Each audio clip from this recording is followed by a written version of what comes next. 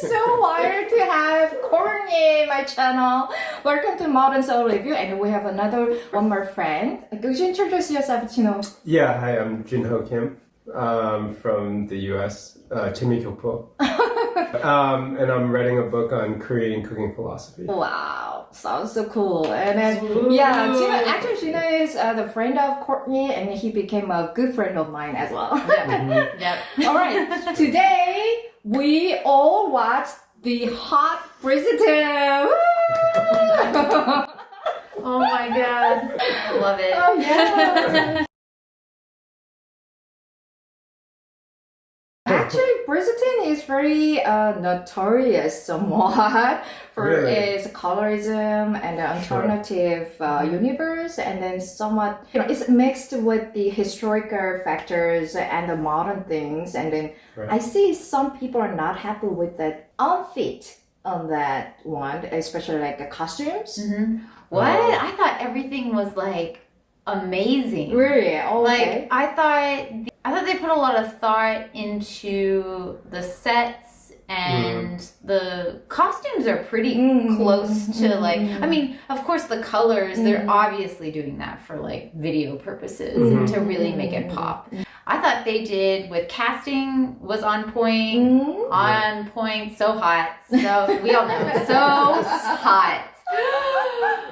What a dream boat! Oh my god!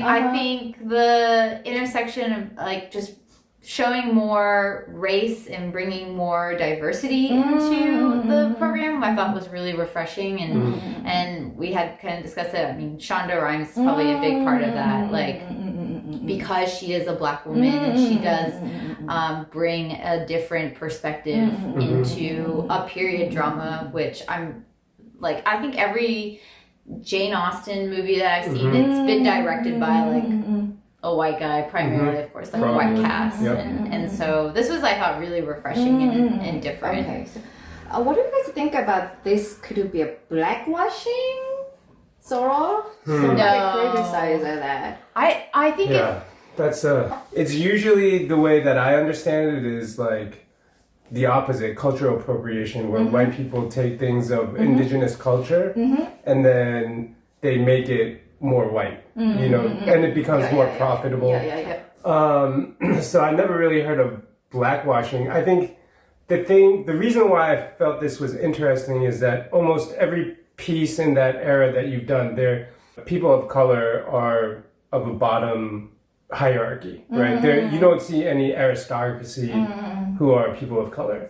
It's a period piece, right? So everything else seemed to be pretty historically accurate from what I could tell. I don't know that much about it, but like the way sexism was dealt with and like female positions of power, things like that seemed like, oh yeah, that's what I imagined it would be like for women back then. But the reason why this goes into fantasy was because they chose people of color to be an aristocracy. I didn't know anything about Shonda Rhimes before this, and I looked her up and I was like, of course, she would be a Black person, because we're at an age where we want to like try to reimagine what people of color and their positions of power, because up until now, most of the time you see white people in positions of power, and then people of color are like, they're like rappers or athletes. They're not, like lawyers and stuff like that.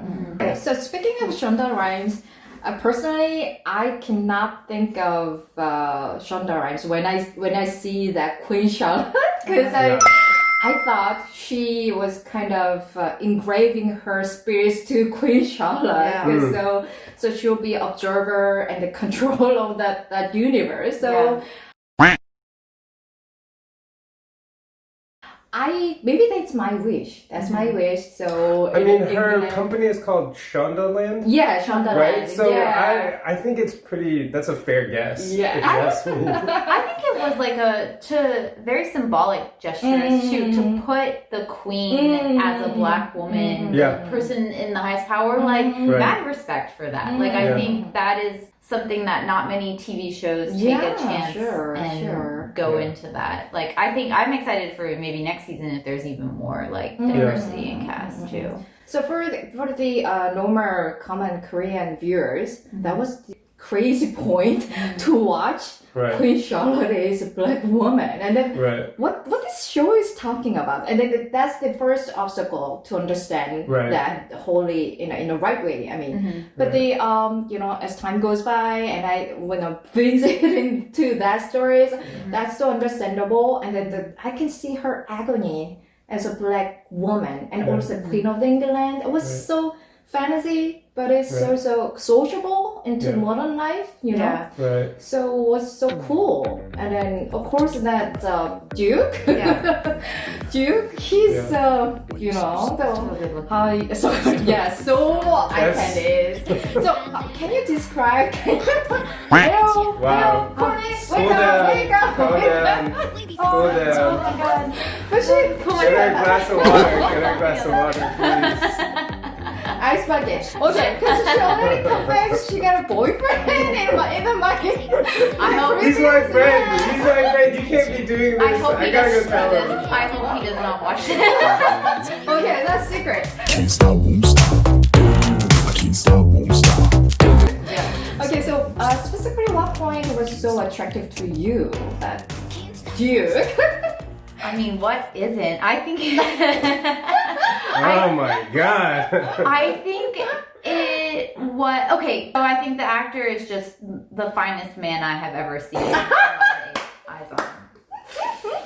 He is just. I totally agree with you. I can totally. I mean, every time a boxing scene would come up, I'd You be know like, what? I was pondered why so many villains. He always hits. why not more? Yeah, That's what I was there you go. wondering. Okay, and then I saw that the true beauty of muscle. They sort of cut it. Boxing. Was it really the common boxing in that era? Yeah, I believe think so. Oh Yeah. really? Oh. Yeah. A lot of noblemen like. Oh really? Mhm. Oh I'm my pretty God. sure boxing came from Oh, really? that era. Yeah, I didn't know that boxing was so that old. Mm. yeah. Yeah. I see. His character was not understandable in the first place, right? For me, Mm. I know his traumatic childhood can be the right reason to be rejecting marriage and in having a child, whatever. But what do you think about that? Yeah. Can you understand? Yeah, totally. Oh, really? As a guy, I mean, he didn't have a mother, right? So Lady Danbury, and even she was not very like motherly, right? She was kind of She's like kind of educator. educator, very strict, but very strict. cared for him, and then his dad basically threw him away. So like I think revenge can be pretty seriously a good that motivator. Yeah, absolutely, because I feel like I would be the same way. Be like, why would I want to do anything that would make you happy? You didn't take care of me at all. Is it because of responsibility? Yes. It's all about the Yeah. responsibility? The man's Well, responsibility? Or... I think it was I mean, from the dad's perspective, he had the responsibility to carry the line, right? And from the Duke's perspective, he's just like, I just want to hurt this guy. Yeah. Like, whatever is the worst thing that I can do to that guy, I'm going to do because he didn't do anything for me. Yeah. Amongst guys, I mean, I think it can happen. I think I've seen it happen. So, Really? yeah, I think, revenge can be pretty strong motivator. I think, yeah.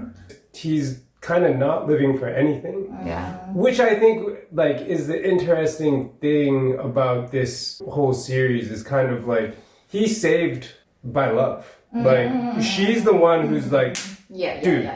wait, so you're just gonna waste your life just because you're angry at your dad? Yeah. That sounds stupid, Yeah. right? Like, and he's like, no, that's what I want to do. That's my vow I made to myself. And like no other dude would ever be able to convince him, be like, dude, you're just wrecking yourself. Like, Right. go do this because it'll be good for you. No guy would ever be able to convince him of that. Right. It had to be someone he was kind of in love with. Which is like the interesting twist about Bridgerton. Women had such little power. But in this situation, she was the hero. Yeah. Right? And she didn't have to beat anybody up or like kill anybody. She was just like, I'm just gonna try to make you love me. Okay.